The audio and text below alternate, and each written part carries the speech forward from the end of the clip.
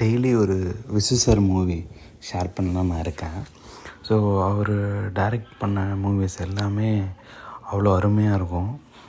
எல்லாமே family orient தான். அதில் வந்துட்டு சமுதாயத்தில் ஃபேஸ் பண்ணுற இஷ்யூஸை பற்றியுமே பேசியிருப்பார்.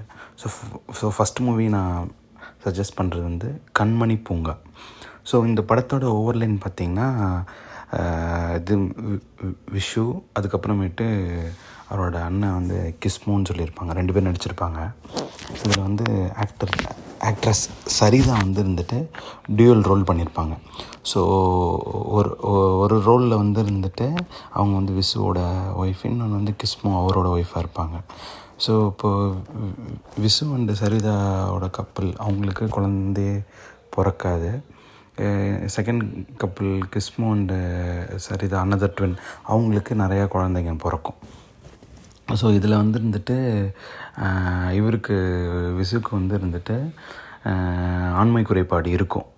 அவருக்கு அது தெரியவே தெரியாது. அந்த ஃபேமிலி டாக்டருக்கு மட்டும்தான் தெரியும்.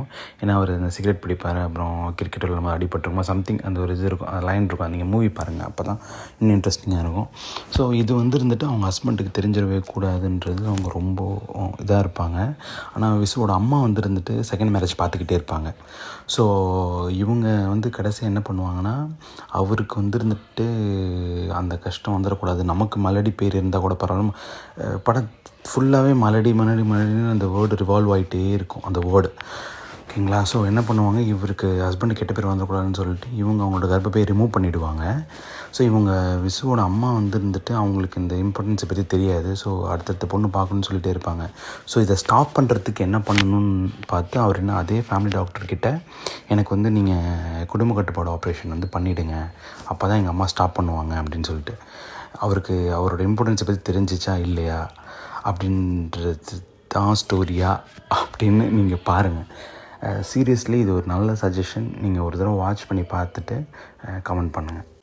மூவியோட லிங்க் உங்களுக்கு நான் ஃபஸ்ட்டு கமெண்ட்டில் கொடுக்குறேன், கண்டிப்பாக பாருங்கள்.